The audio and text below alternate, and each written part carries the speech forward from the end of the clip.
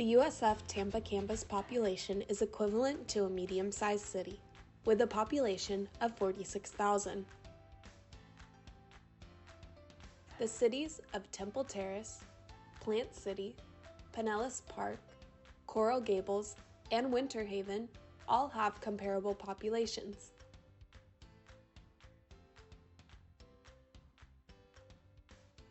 The departments and dedicated team members that make up administrative services are crucial in keeping the campus running.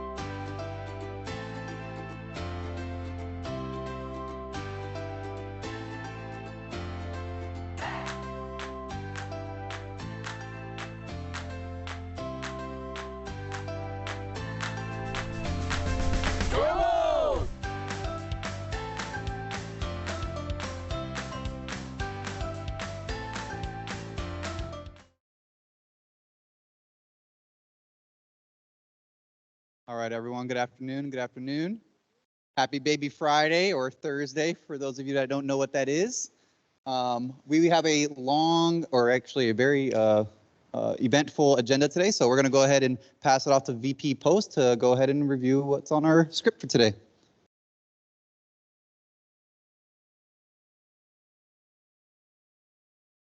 Technical difficulties this morning, didn't get the video, but we're working it out. Good crew, good crew. So that was fun to see, and good to see just a sprinkling of all the people that get involved in the organization, obviously, and how much is done. And I'm always amazed at how much we do every day, the thousands of things we do every day, and always grateful. So this is great to be here to celebrate all of you and to celebrate your accomplishments, and also to share information and updates, because most of your success is what drives us to be able to continue the drumbeat of new ideas, fresh programs, initiatives, and ways to really continue to keep our department and our portfolio moving forward. So that's what we have to cover today. We will start with our colleagues from HR. Remember our last town hall, we had the head of HR was here and spoke to the group. HR is one of our most critical partners. Most of the things we do, because we are so people-driven, we really rely on HR to help us help you, whether it's through your recruitments and retention and all of the various policies and programs that affect you and your lives and your workplace and workspace. We're really dependent on HR. So they have a great program they're going to talk to you about today. Then we're going to update you on some other programs and initiatives. Some is about the work that you all are involved in and doing. Some are programs we're working on to benefit you. And then we have our Excellence Awards, which is really the crux of it, is really recognizing all the great achievements that you've accomplished. And in between all of that, we have the raffle prizes. Smallish group, I can see most everybody. You've got your odds are high. I'll put it that way. Your odds are high. So, so with that, I will turn it back to our MC. Antonio does a great job. We just had a water leak or a water outage, I guess, announced next door. So he's definitely tag teaming, just the way our whole team and environment always does. We've got always a lot of hats to wear. But I'll turn it back to him, and I will see you all shortly. Thank you. Thanks for being here. Thank you. All right. As VP Post mentioned, we do have some team members from Central HR. So if we can please have Lisa, Anna Marie, and Lexi, please come on up. Let's show them some love, y'all.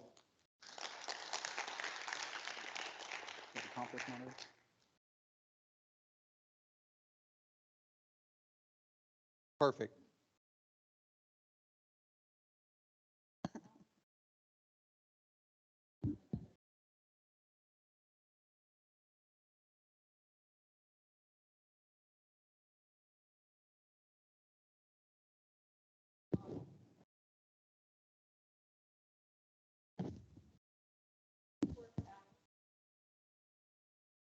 I got you. Right here. Oh, sorry. Here you Could go. everybody hear me? I come from New Jersey, so I thought everybody could hear me without a mic. We're really excited about the program. We didn't have as much participation as we anticipated when we first introduced it last academic semester. So we really wanted to let you guys know, hey, it's there. If you want to come out and talk to us about it or talk to us about any of your benefits, because we have a lot of good benefits that I don't think everybody's aware of or uses. Come out and just talk to us. We're in the office 2172 from 8:30 to 4 every day. So, and you can make an appointment if you'd like, if that's more convenient for you. Okay, so just to tell you a little bit about the program, it is called the Dependent Tuition Remission Program. And basically it covers 6 in-state tuition credits per semester for eligible undergraduate courses for the employee's spouse, domestic partner, or dependent child. So like Lisa mentioned, this just launched last academic year, and our application period is open right now for this coming academic year, which is one of the reasons we're really excited to be here with you this afternoon to talk about it, because we're hoping that if you didn't already know about it, that it will pique your interest and get you thinking about the possibilities for your family.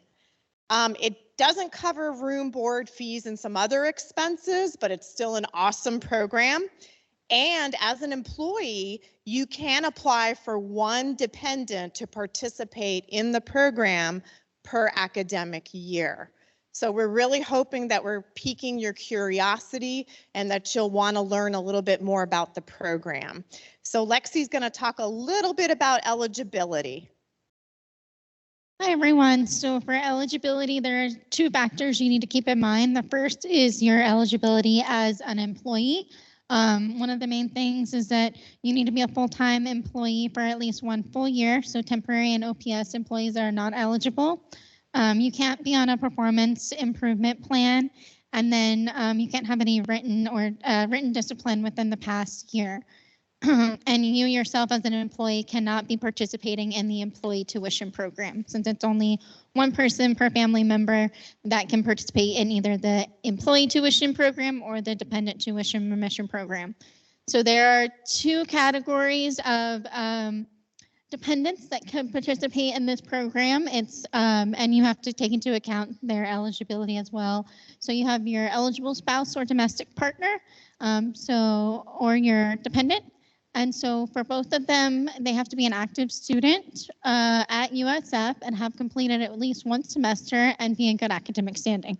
So we've changed a little bit of our requirements. As we talked about last year, we had a pretty low participation rate. So one of the things that we're doing this year is allowing students who are incoming this fall to actually use that as their first semester so that they could potentially, if they meet all the requirements, which is the good academic standing, participate in the spring semester.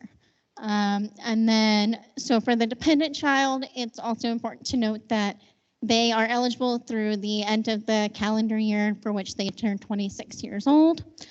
And same thing with their eligibility as far as being a student, being in good academic standing.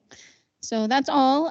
But as we said, these are some evolving eligibility requirements, as we would love to see more people interact and participate in the program. So if you have any questions about eligibility or concerns, or think that maybe you might be eligible but you're not really sure, please don't hesitate to reach out. I'd like to add one more thing. We made the changes this time because there wasn't as much participation as we anticipated. So bring your questions to us so that we can help improve the qualifications, the eligibility requirements, and things like that, and see what you guys are looking for. Thank you for letting us come. We appreciate it.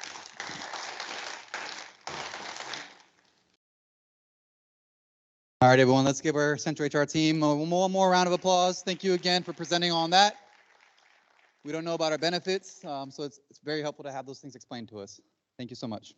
All right, so we're gonna get some excitement going on because we got our members from the employee engagement team coming up. Hopefully everyone got a raffle ticket. Everyone have a raffle ticket? All right, make sure you have it out because you might be a winner here. All right, so we'll go ahead and pass the floor to Devonchi and Christina. Thank you, Antonio. Who's excited? You know, VP Post mentioned you guys have good odds, so I'm excited for you. We'll see. All right, we have 918-638.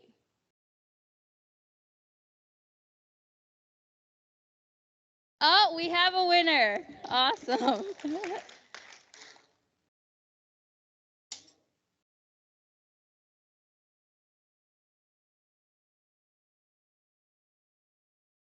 Okay, we have 918-631. Go, Jim. Congratulations. One more. Just for now, we'll come back for more later. 918-637. Woohoo! Oh, wow. Go, Eric. That side seems to be lucky today, so far. All right, we'll come back for more.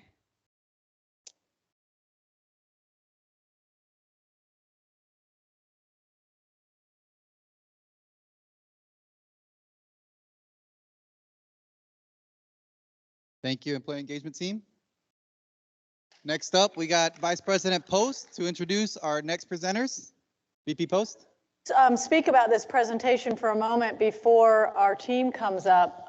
Next slide. So we're going to talk about the Capital Renewal Project. But before I talk about the Capital Renewal Project, I just want to make a short commercial for that HR benefit. And, you know, really emphasizing it's a new benefit. It's something that the university had not done before. There had been employee tuition, but never for the family members. And I shared this story this morning, and I don't know if it resonates with anyone in the room, but for myself, I grew up in Bradenton, small town. My family owned a small business, and I was the first in my family to go to college. And I was privileged to be able to do that because my family worked hard and I worked in college, and you know, there was a lot that was sacrificed to have the benefit of that.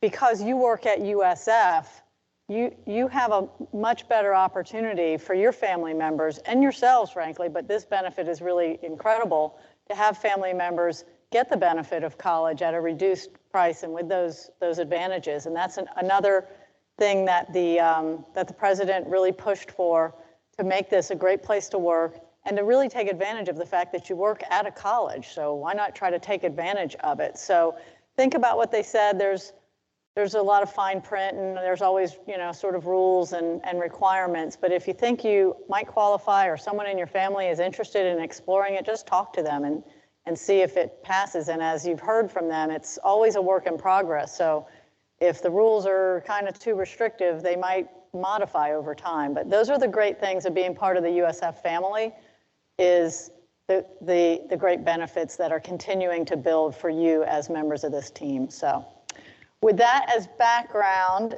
capital renewal. So the capital renewal, we've talked about it before. I wanted to preview it because I feel like it's so important for our entire portfolio. The capital renewal is the $72 million that was apportioned to us by the state last year to help make a dent in our deferred maintenance, all of our old aging infrastructure and facilities. And because of the old aging infrastructure, it makes your jobs harder every day. And every day it gets harder because they get older and they age more and things break. So I think we did a great job, and a lot of people in our teams put together a really compelling case to be benefited with that investment. And now we're doing an even better job at being great ambassadors of that money and putting it to its best use, and really making the case that you all and our team that's spending this money have the knowledge, the experience, and the expertise to be able to make these investments and start to build our campus back up. So I just think it's really transformational.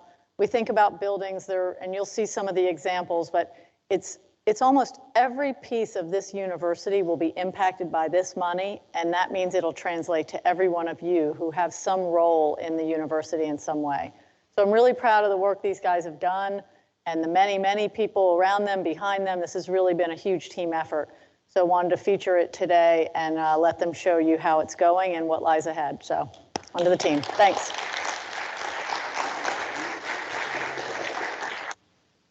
VP. Thank you, VP.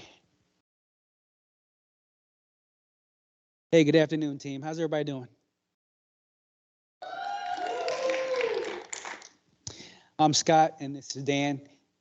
We are up here representing a very large team of folks that put together this ask, this programming, and this execution for this $72 million. So by no means was it just me or him or I. This is a one instance where we are our own customers. We went to the state and told them that we needed money to take care of our infrastructure. They responded and gave us money.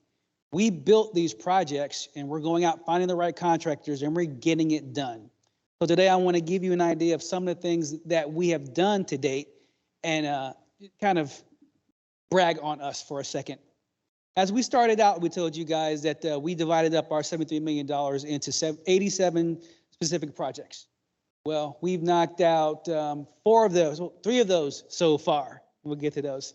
The categories are utilities, fire code and safety, building envelope, which is windows, sides, roofs, the building system itself, including things like lights, HVAC and elevators, and the roadways.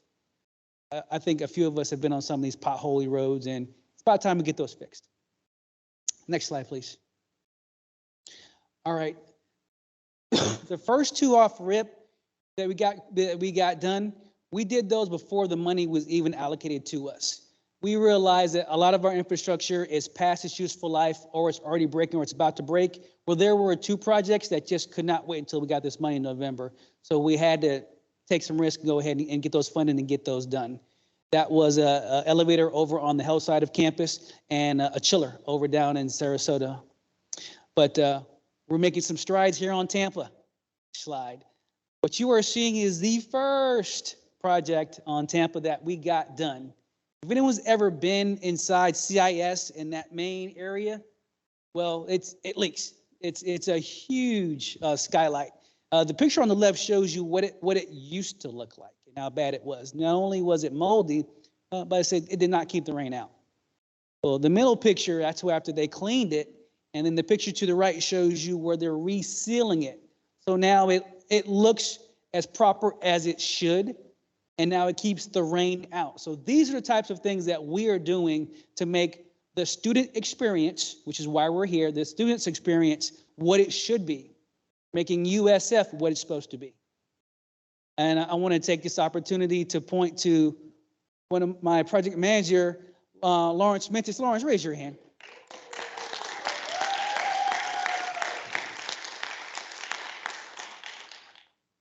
Lawrence was the project manager for this project. We gave him opportunity. Lawrence came here, he started in grounds, and then we moved over to design and construction, and he's just taken off like a rocket ever since. So thanks a lot, Lawrence.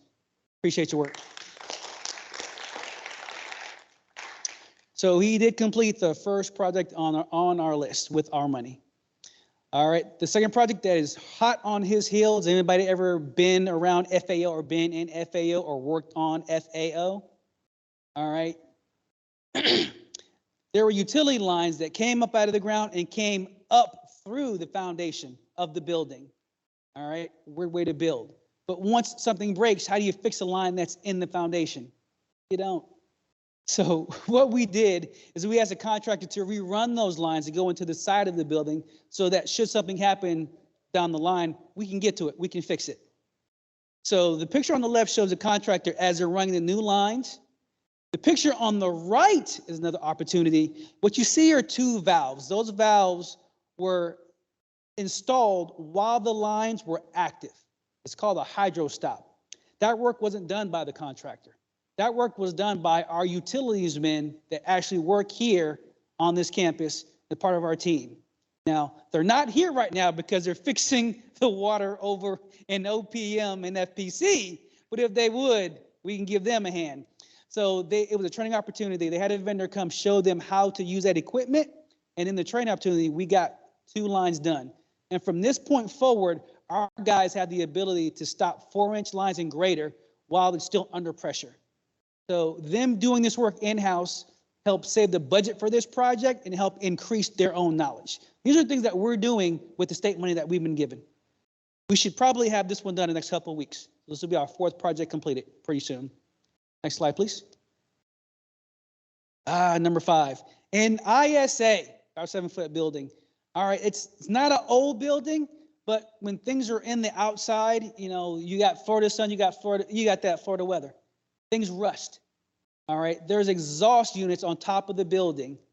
All right, and to your left, what you see is a vibration isolator. When that thing shakes, you don't want it to shake the roof apart. So, but as you can see, that spring isn't doing anybody any good. We've already replaced those with the picture on the right. So that vibration is actually being isolated. Also, with the picture in the middle, that is a roof beam. What it's doing is actually holding up the side, one of the sides of ISA. Kind of important. Yeah, it's a little high. What that hole you see, that is the paint or the corrosion control method that has failed. So that needs to be redone. Because the last thing we need is for that beam to fail. So these are examples of the things that we're doing with the money that we were given from the state. We've got to be able to take good care of our infrastructure for us and for the students. Next slide, please. These are the next 4 that are in the hopper. The number 1 project, the hottest thing, is fixing that water tower. I think everybody here has driven by and seen it. It's not only is it an eyesore, but also what you can't see are some of the structural failures underneath that bad paint. So not only are we going to paint it, we're also going to sand and weld those seals. Make sure that our main source of potable water on the campus is secured. Main source of potable water on the campus. That project affects everybody. It affects what we drink. It affects the water that's in our fire suppression systems. So they're going to be mobilizing on that project next week. The next 3 are our primary electrical power cables over on the west side of campus and on the east side of campus. And we're also going to replace an old outdated stormwater line over there by EDU. So as we said, it's probably not the kind of things that will be on the news. Break. Not very exciting, but super important. They support us. Next, I want to bring up Dan, and he's going to show you how you have an opportunity to see what's going on. Well, thank you, sir. So I'm here to present a little bit about not only the deferred maintenance portion of it, but also some of our maps portal that we have. If you guys aren't aware, we do have a GIS maps portal called gis.usf.edu, where we have many different public-facing web applications, as well as some internal maps and applications for different day-to-day usage. You would go to the next slide. Maybe this one might just be a little bit of a reminder, but our interactive campus map is now live. It is a one-stop shop for campus information, building information, campus services, that could be dining or parking. I mean, if you want to find layers of what is the elevation that you're at to where are the 20,000 plus trees mapped on campus, it's all in there. It really is a source of information for students, staff, faculty, as well as can be used for a marketing tool for any prospective new students or visitors coming to campus. Well, the big thing I did want to talk about is all the work that we've done, that Hari, Scott, and I have done to put together an application to really provide some transparency to the university community. We really have a very, very long spreadsheet of projects, as well as that encompasses the 72.8 million that really the outside community doesn't see. That's all internal for the project management side of things. So we really wanted to create an application that provides transparency to the university community to see how are we spending that $72.8 million and where are we being impacted? Is my building being impacted? Is the water tower obviously is a major utilities project? Is, hey, this pothole filled road that I drive down every single day, are they replacing it? So this app really gives the chance for the university community to kind of see what's actually going on.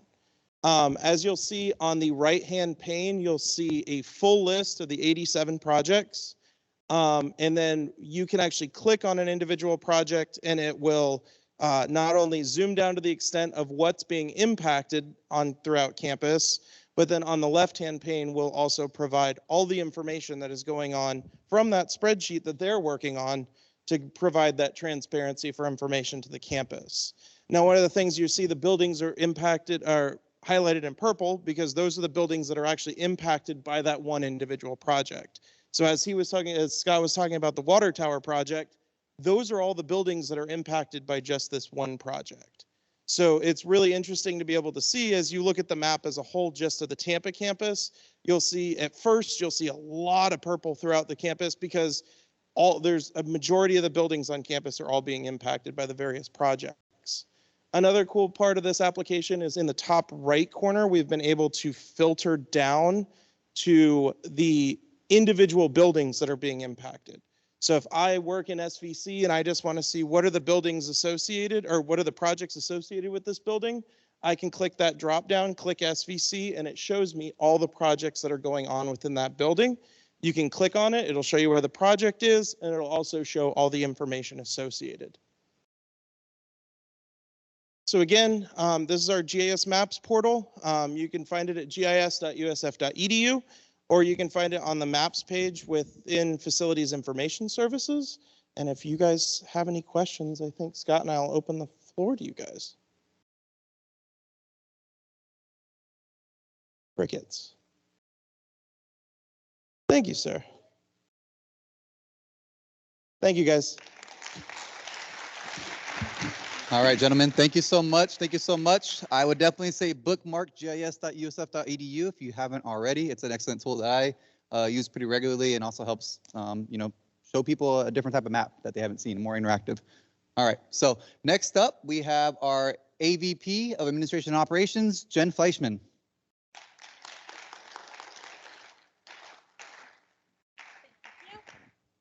All right, good afternoon, everyone. Thanks. So many of you know I've been hosting various listening sessions with a number of the groups represented here today. So what I wanted to share is a really exciting program that actually came as a result of the feedback that I got in some of these listening sessions. So as you know, as part of the employee engagement team's role, they host the Excellence Awards, which unfortunately are only able to happen twice a year. So what we're looking at is other opportunities to nominate and recognize all of the hard work that you do more frequently. So we are launching a just-in-time recognition program, which will allow us to give you a free meal when you do something great. So we have 300 vouchers that'll last us for the year. Anyone can nominate a deserving coworker, a team. You let us know. You can shoot that information over to your director, to myself or Carol, and then we'll take that and be able to award these immediately when you guys do all of the wonderful things that you do every day. So we're really excited to launch this program. We'll be sending out information very soon. It's live now, so send in those nominations. Thank you, guys. Who doesn't love free food? All right, next up, we will have our Director of Communication and Engagement, Aaron Nichols, to go over the survey results.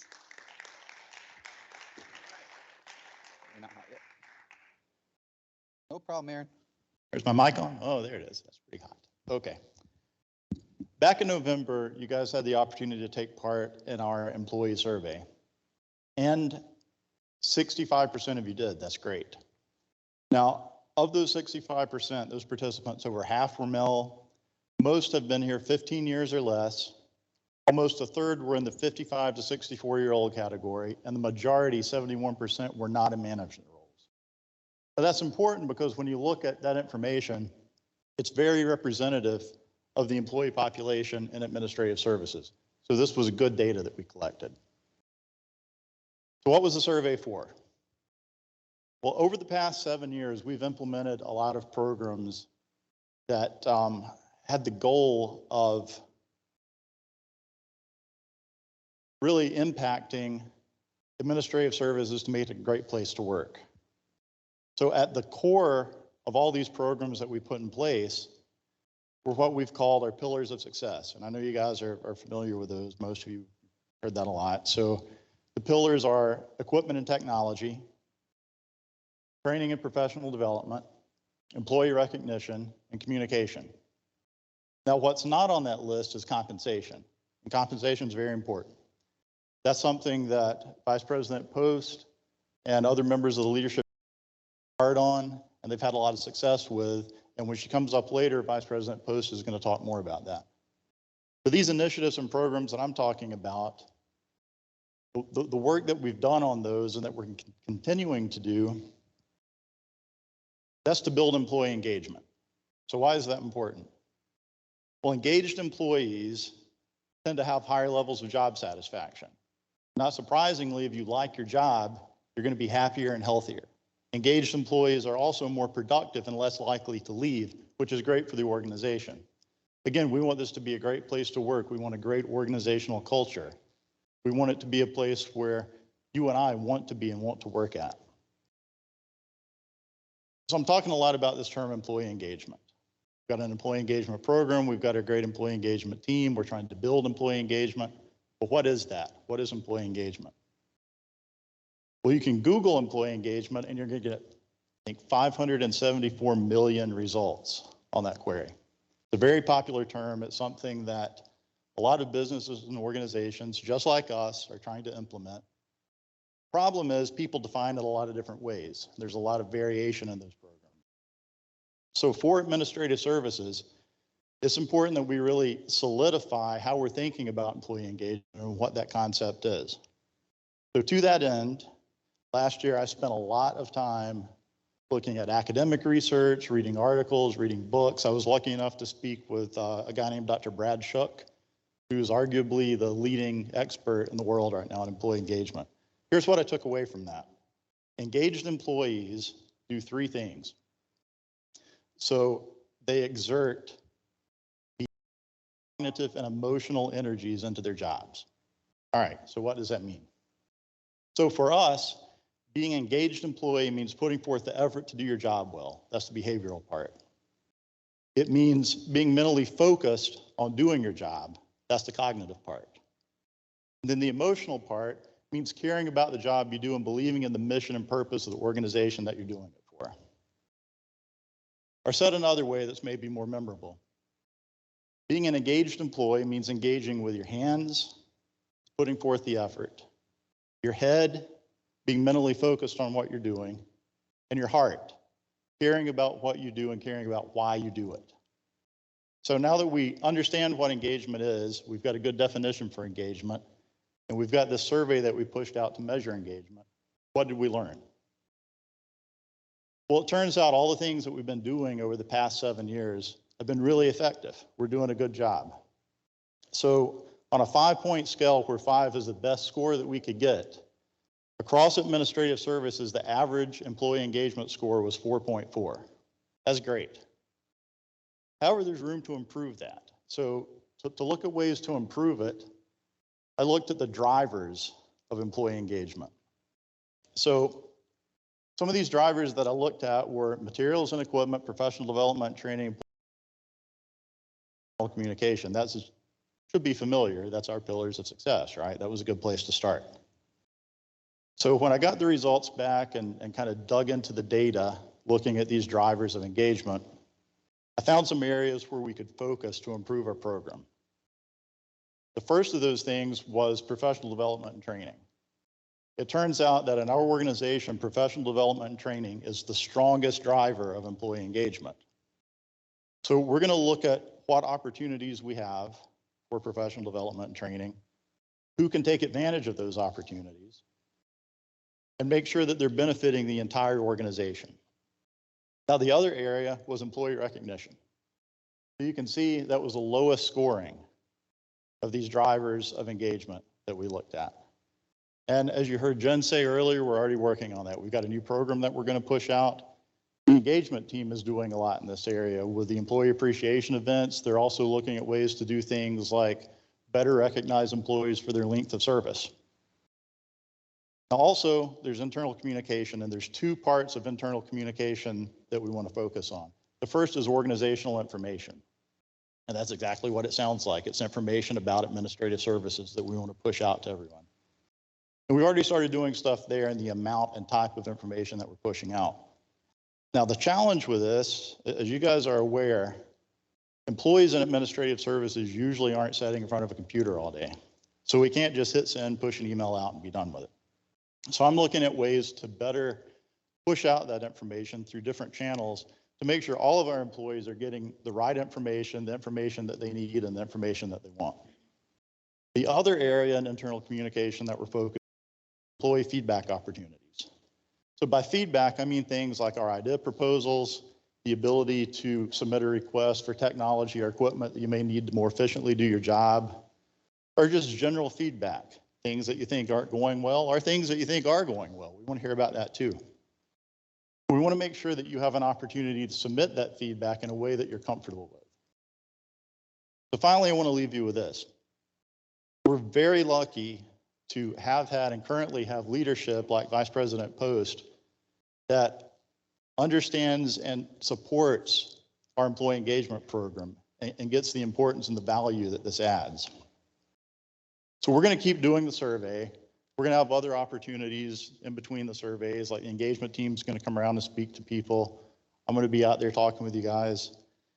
When that happens, I would ask you to take advantage of those opportunities because we use those data and that information that we get to drive this program forward. I really want to make sure that your voice is heard and is helping drive our employee engagement program forward. That's it for me. I appreciate it. Thank you. Good job, Aaron. Thank you so much. All right, everyone. So we got another raffle coming up. So I'm going to go ahead and please call up Devanshi and Christina. Pull out your tickets and we'll get it going. Thank you all. Thank you, Antonio. Who's ready?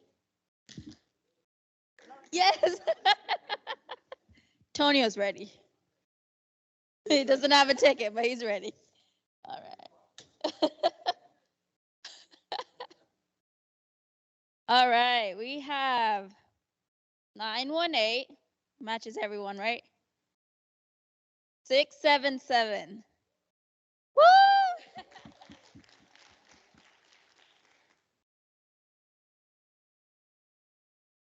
918, 6, 4, 9. Woo! In the back. Awesome.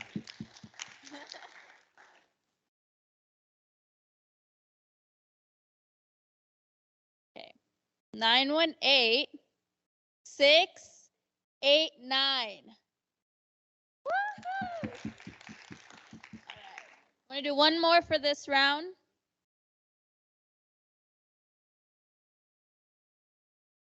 Two, 918, 6, 3, 5. Woohoo! In the back. Mr. George on the right-hand side. Congratulations. Okay, so after he gets his giveaway, I'm going to invite the employee engagement team up to the stage.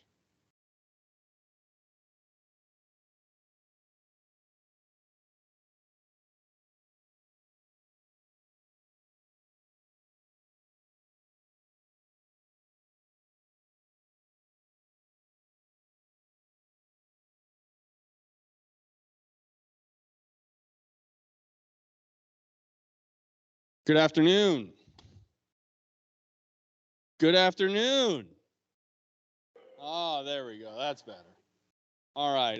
My name is Philip Ippolito. I'm with USF Utilities. For all of you that don't know me, but everyone in here should by now. With me today, I have Christina Loiza, sorry. With Building Services, we have Devanshi Tank with ASBC. We have Nick Wilson with PATS, who is not with us today. Jordan Richardson with Planning. Lindsay Araya with Vehicle Maintenance. And Shannon Kelly with EH&S. Thank you, Philip. I also want to give a shout out to our previous engagement team members who I think were in the first session, and that's Den Egger and so just a round of applause for them. And then also thank you to our advisor, Aaron Nichols, as well. All right, so we have some exciting news. Our team recently changed the name. We announced it at the last town hall, and so we're thrilled to announce that we've updated our email address to reflect that change. We're eager to hear from you, and we value your feedback, so please don't hesitate to reach out to us at oasengagement@usf.edu. We've also made some changes to the employee engagement team page. To navigate to the employee engagement program, go to the Administrative Services homepage. From there, click on the About Us and select the Employee Excellence Program from the drop-down menu. From here, you'll select the feedback form or the Excellence Award nominations. You have a new, we have a new feedback form, and this is streamlined now to be used for idea proposals, for tech requests, for training requests, and just general feedback. While these forms are anonymous, we do encourage you to put your name just so we can reach out to you for additional information or just so that we can follow up regarding your submission.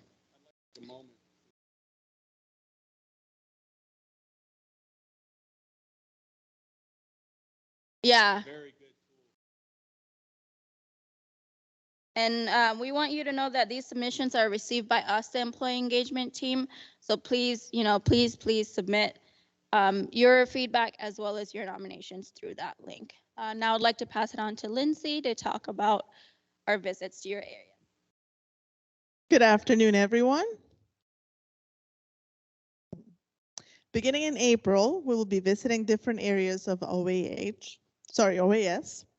We're excited to gather feedback, like Devanshi was saying, on professional development and training opportunities, technology and equipment that can improve your work processes, and any other suggestions that you may have. We value your input and look forward to engaging with you during our visits. We've been busy since the last town hall. We've participated in the homecoming parade, given out candy at the Halloween reverse trick or treat, hosted Thanksgiving open house with VP Post, had a New Year celebration, and got the opportunity to go to the USF versus Army baseball game. We're thrilled to announce that we will have two exciting events in the coming months. First, we'll be hosting our appreciation for hardworking employees with a special event. Second, we'll be hosting a popsicle pop-up that's sure to cool you down and put a smile on your face. Stay tuned for more details coming soon. Mr. Jordan. Good afternoon. So the Office of Administrative Services has scholarship opportunities available for employees who are enrolled in USF courses. These are the Spring 2023 scholarship recipients. If you see your name on the slide, please stand so that we can recognize you.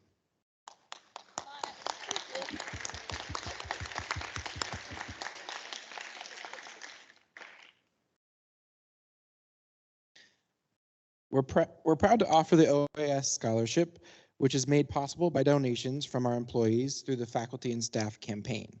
If you feel inspired to support your fellow team members and invest in their education, we welcome your contributions. To donate, you can simply scan this QR code on the screen. It only takes $1 to donate.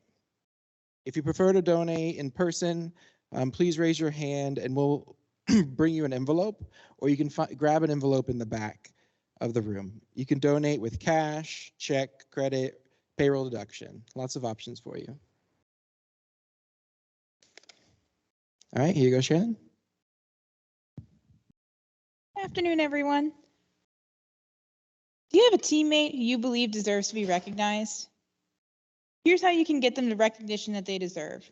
You can nominate your teammate for an excellent award using the link on the screen or at any of the excellence boxes found in your break room.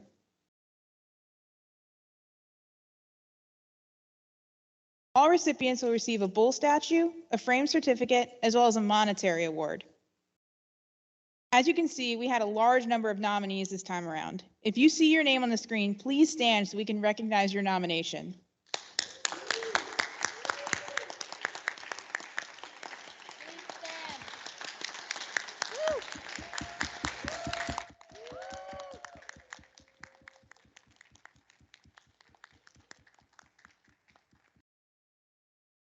Thank you to all of you for all your hard work and dedication.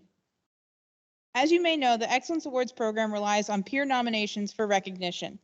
We've received feedback that some departments like maintenance and utility services and facility services like grounds and building services feel underrepresented in the awards. To address this, we worked closely with these areas to encourage more nominations. And as discussed during our last town hall, we also revisited and updated our scoring system to ensure proportional representation. As a result, we're pleased to share that facility services and maintenance and utilities are now more proportionally represented in the nominations that we received, as shown in this chart. Remember, to receive an Excellence Award, you need to be nominated by your peers. So please take a moment to nominate a deserving colleague, regardless of what department they work for. Let's celebrate the excellence that exists across our entire organization.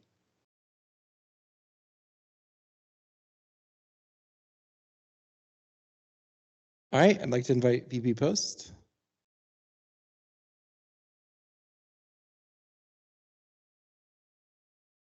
Recognize the excellence of our staff, and you saw all the names listed. A lot of those folks got recognized this morning. Some will get recognized this evening. We do 3 sessions, and some will be today right here for you to witness. So I'll turn back over to you all, and happy to help. All I have to do is get in the picture. That's the easy part. Excellent. Hello. Not everyone's going to be here, but we want to recognize everyone. But if you are here, please, if you hear your name, please come to the stage so we can recognize you and receive your bull statue and your certificate. All right. First, Ballister.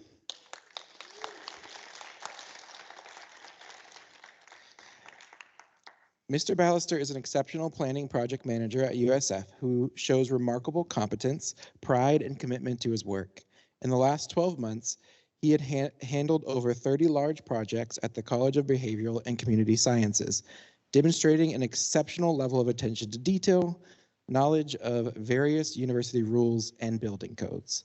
With his help, upgrades worth of over $750,000 were made in every department of the college. Mr. Ballister's professionalism, expertise, and support throughout the lifespan of these projects were invaluable, and his involvement was crucial in their success.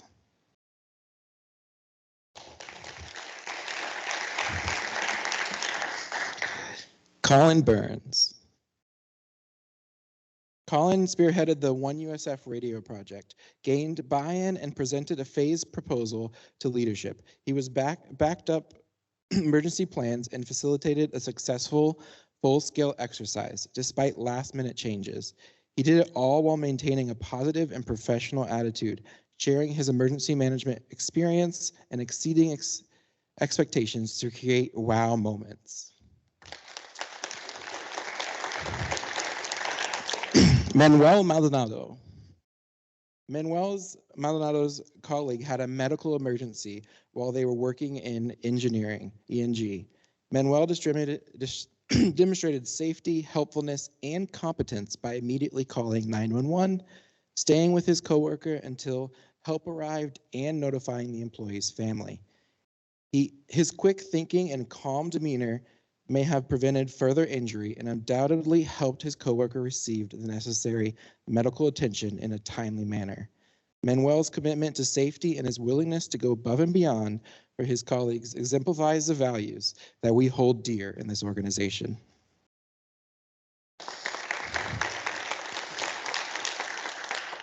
Ray Miller. Ray Miller went above and beyond to help me retrieve my lost phone when I realized I had left my phone in the office. I returned to campus, but couldn't access my desk without the key to the shop. Fortunately, Ray was still in his office and not only let me in, but also helped me search for my phone. After we couldn't find it, Ray continued calling my phone while I retraced my steps. When someone answered and agreed to return my phone the following day, Ray arranged for them to meet on campus, even though he had intended to leave work. Ray's extraordinary efforts to help me retrieve my phone truly exemplifies our organization's commitment to exceptional service. Thank you, Ray, for your outstanding contributions to our workplace. Jason Ramos. Bagging sand to prepare for storms on campus is a laborious task that maintenance staff undertakes annually. However, Jason Ramos proactively began the sandbagging process for the upcoming hurricane during his spare time, even before receiving instructions from his supervisor. Recognizing the storm preparation day would be demanding, he wanted to alleviate his team's workload as much as possible. We appreciate Jason's foresight and initiative in taking a lead in the storm preparation process. Thank you, Jason.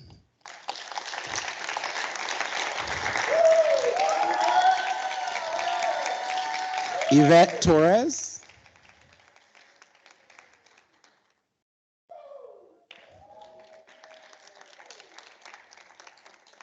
Congratulations.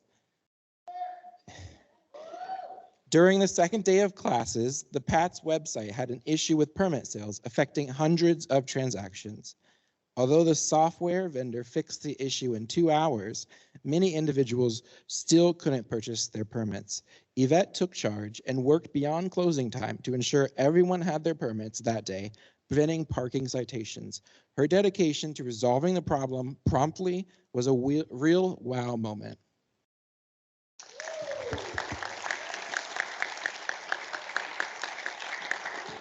Congratulations. On to the teams. Amber Cross and Ralph Pettis. Before each semester, building services deep cleans and waxes floors in each building. This semester, the EDU building's floors needed special attention, but the project team lost 1 employee and 2 others were on leave. Ralph and Amber worked on the weekend before the campus opened to finish the job, impressing the dean with their dedication. Despite not being asked to come, their efforts ensured the building was in excellent condition for the students.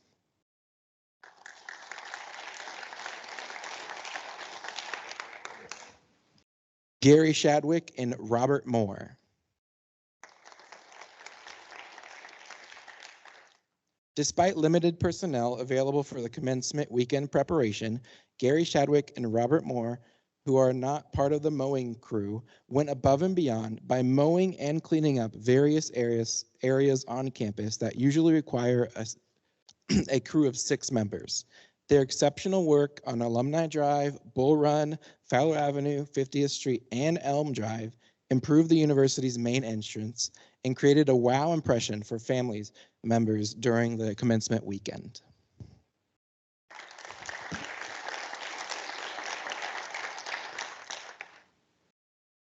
Erickson Amida, Ermelat Blanc, Thomas McCarthy, William Brantley, Florencia Molina, Jean Desir, Gloria Murphy, Jose Marti, and Tamira Tidwell.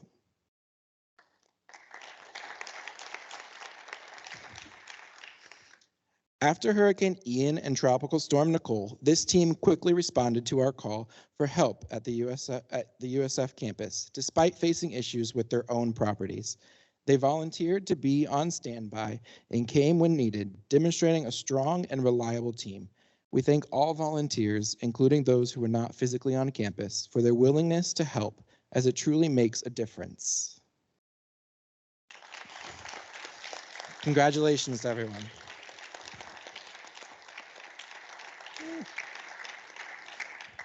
Antonio? Raffle. All right, this is our final round. Who's ready? Christina's ready. Oh, wait, hold on.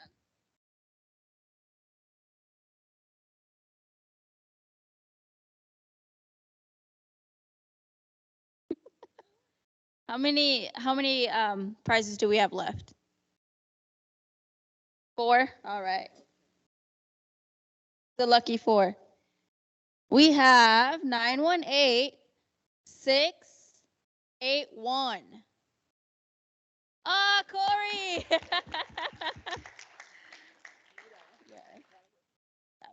Okay. 918686. Guess they walked out. 68.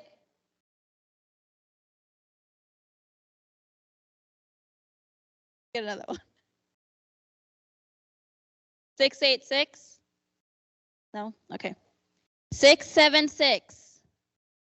Woohoo!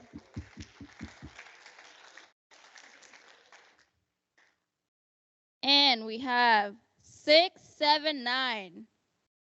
Woo! Oh, that's convenient. Yes, last one, right? One more.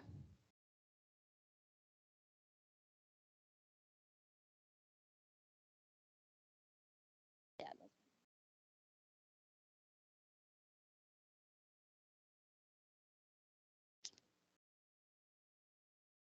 Philip, we have one more thing left. All right, 678. Oh, that row is lucky. All right.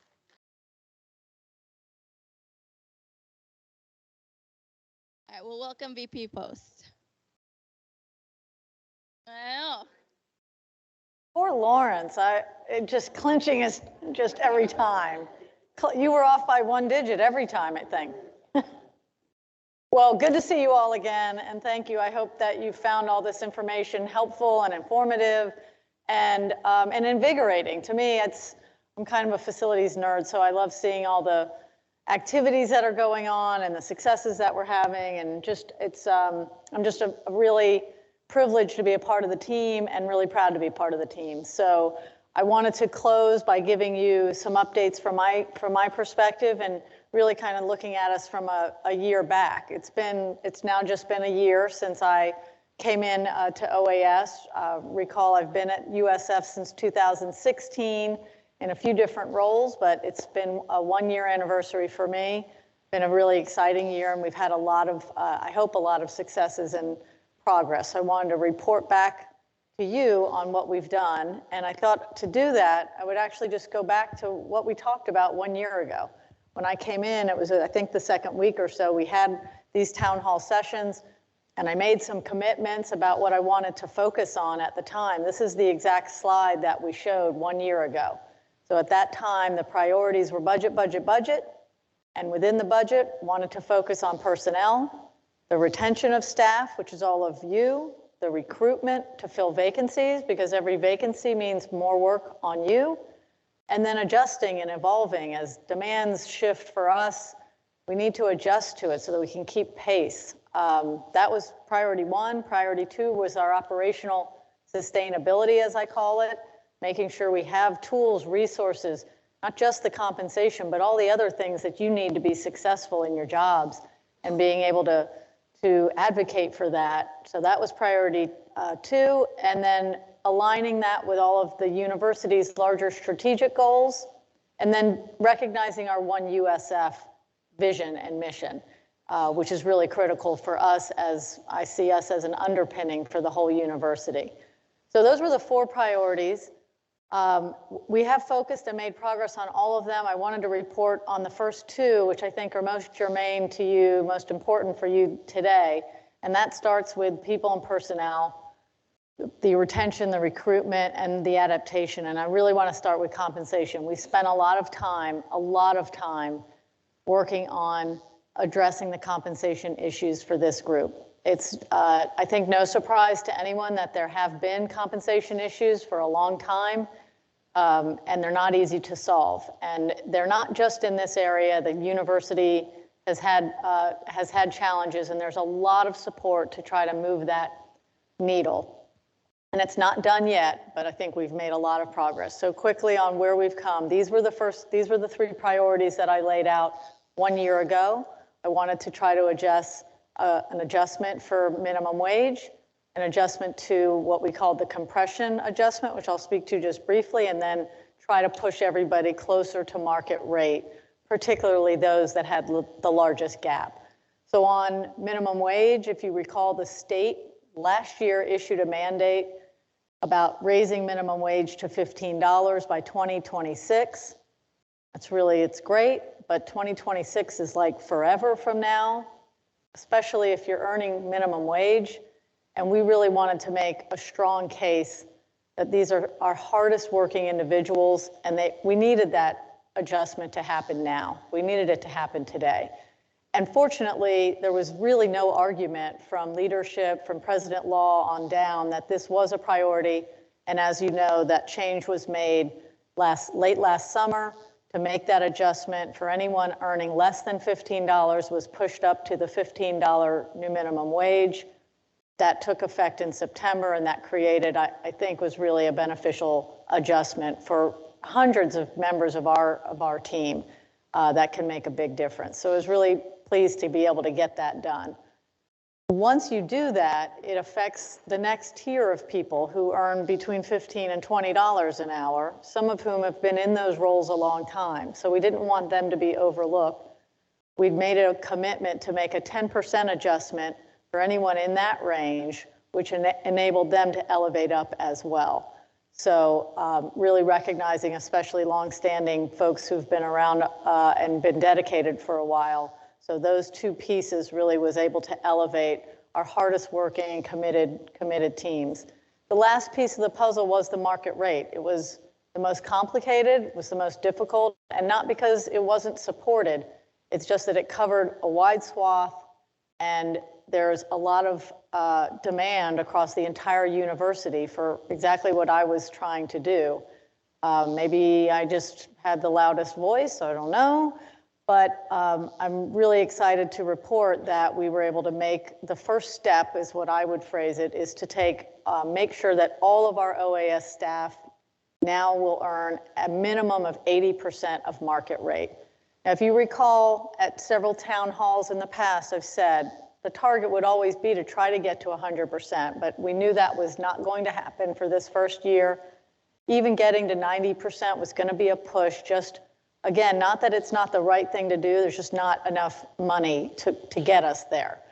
And so the idea was to close the biggest gaps. And it was really eye-opening to me. We had many people making 60% or even 70% of market rate, which is really it's just not where we should be as a world-class university. So really pleased that this has now taken effect. It will be in the April 24th pay period that this affects about 10% of our staff. Those, I think letters have gone out already notifying folks about their adjustments. And so that brings the entirety of our staff up to that 80%. And there's many people who make more than the 80 and 90. Some have been at higher ranges relative to market rate for some time, but many had not. So really trying to create some equity there. And it's a first step. And again, I'm not going to stop there.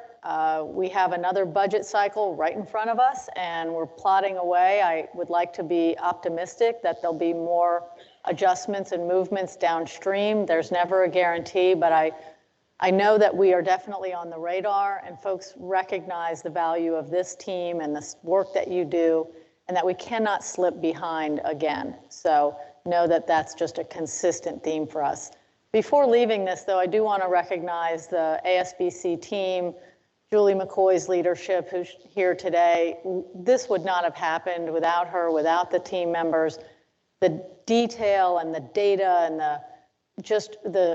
the sheer, the back and forth of spreadsheets and I mean, it was mind-boggling sometimes to make sure that we could really make the case and make it compelling and make it accurate. So a great, great deal of credit goes to Julie and her team to get this, to have helped get this done. So the compensation's important, and getting those adjustments is important, but there's other ways as well. The second piece of that strategy, if you recall, was filling the vacancies. We had far too many vacancies, some of it because of compensation, but we're making a lot of progress to fill those vacancies. And I wanted to just showcase, we had almost 40 internal promotions in the last year, because most of the time, the best talent is right here. You folks know the jobs best, and you're going to be the next wave to grow and cultivate that talent. So this is just an example of 6 members of our teams that made the next step up, that really reflected on a promotional opportunity. And with that comes compensation adjustments. So it's really, there's a number of ways to kind of skin this cat, but I really am quite proud of being able to recognize we have so much great talent and giving up people an opportunity for advancement. And that comes, I'm not doing that. That's coming from managers, supervisors, directors, people on the ground advocating for you and advocating for their teams. The other piece is filling out some leadership roles. Some of this just had to do with adjusting and shifting. That third piece, when we talked about adapting as our obligations have changed, we want to try to make sure that we're meeting those expectations. So we have 4 staff members in new roles. 2 are existing, well, one's existing, one is a former existing, and then 2 are new. We have Grant is here. Where is Grant?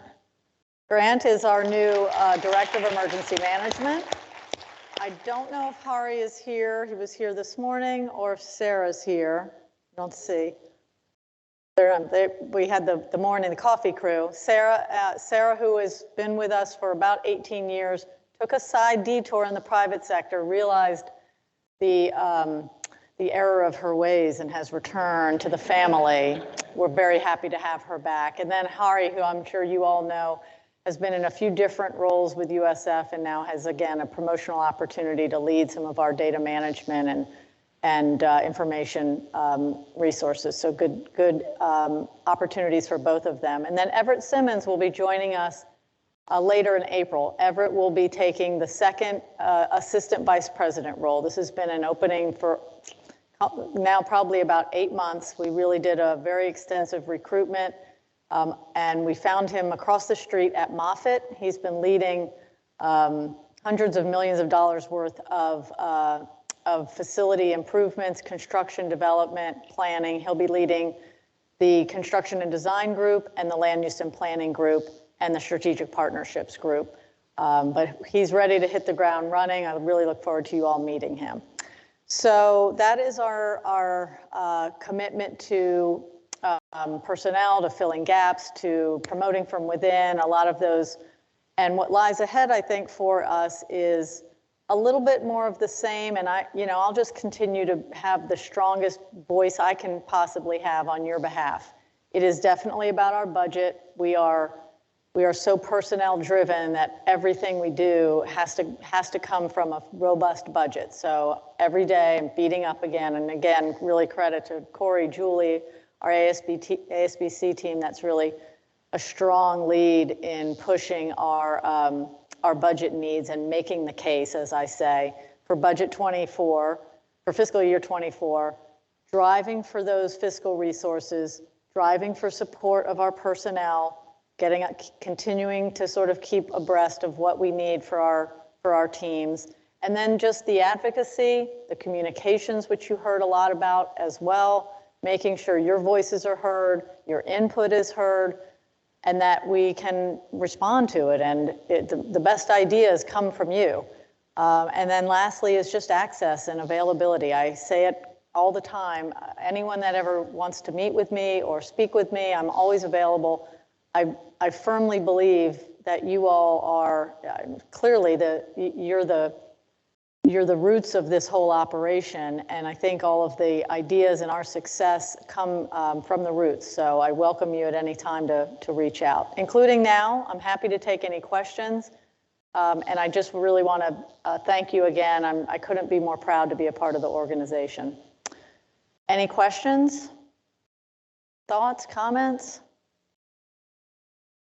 You've got like lunch overload? Tufik? Tufik's good. If Tufik's good, then we're good. Wrap it, right? Hey, thank you very, very much. I enjoy the rest of your day. Go Bulls. All right, everyone. Oh, wait. I'm sorry, 1 second. You're fine. I do, in fact, want to recognize these folks. Your employee engagement team is outstanding. You see the work they do. They, you know, just to emphasize, they have day jobs. They have pretty challenging, demanding day jobs, and they do this as a side job. They volunteer, and they're so dedicated, they're so committed, they're so enthusiastic, and we're just blessed to have them, and you should just really thank them as you see them, and take them up on their offer to talk to them and give ideas. But they're a real joy to work with, so all of you, just applause to you. And then last is that none of this happens at all without the support and the guidance and leadership of Aaron Nichols and his team, and Taryn, who's behind the screen back there, who created that video. And they really invest a lot of time to put all of this together and make it flow. So my sincere gratitude to everyone who's participated. But thanks very much, and thank you for all you do. All right. Thank you. Let's give one last round of applause for VP Post.